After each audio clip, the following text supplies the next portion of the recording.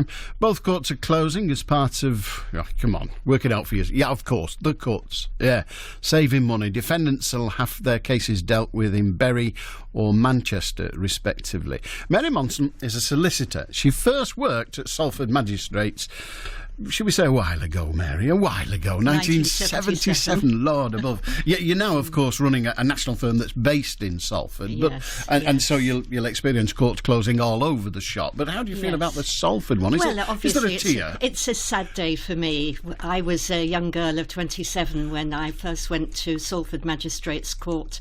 My background had been in civil work and conveyancing, and of course the culture shock for me was absolutely incredible. You're moving paper about, suddenly it's people. Say gently brought up. I went to a convent school, working class family, but very respectable. I went along to Salford. I went down to cells that were rather like Newgate, and people who were effectively in rags, adults and children.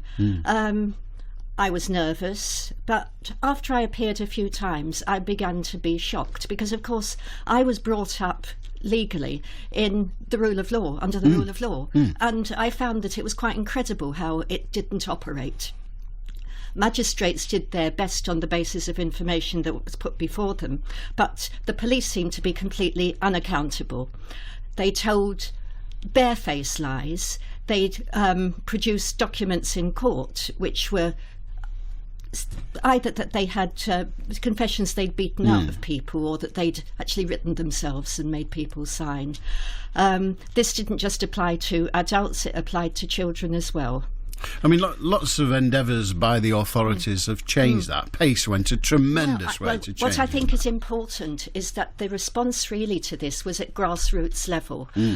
I started in a fairly naive way, bringing all these abuses before the court, and to my surprise I found that what I thought was complacency wasn't complacency at all. The magistrates, of course, who were local people, were only too pleased to say, no, we're not going to tolerate this. But, of course, the information had to be put before them.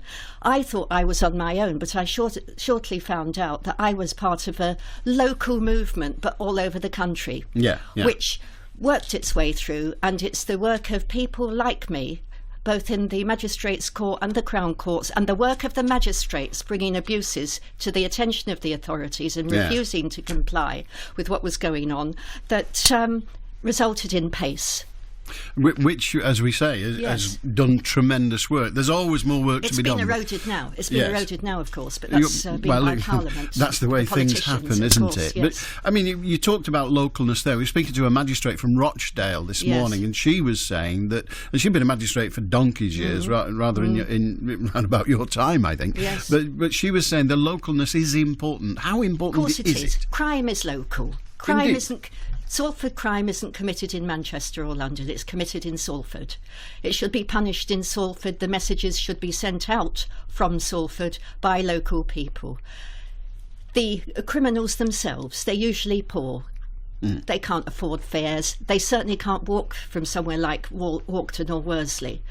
Often the children are children in single-parent families. Where do their mothers get the money? They're supposed to be at court with them. There are systems for recompensing people, but we all know these are disorganised people. They can hardly hold their lives together in any event. Well, OK, on another note, and you know, that might apply in Rochdale, Salford is rather different. You made the point yourself that the cells were like Newgate Prison. It's not the most efficient building, and it needs a lot of money.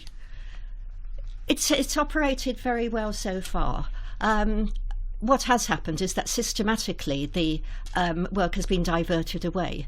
Childcare work was done in Salford, and again that was helped by local knowledge on the part of the magistrates, who were often teachers, retired teachers, doctors, people who'd worked in the community, and shopkeepers. There was even a pawnbroker who used to work there regularly, a very harsh man.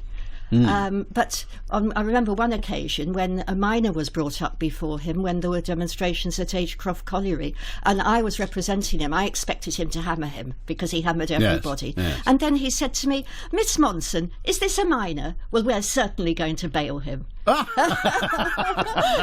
Oh, well, fabulous. You ought to write a book. Good to talk to you. Well, so I've been told.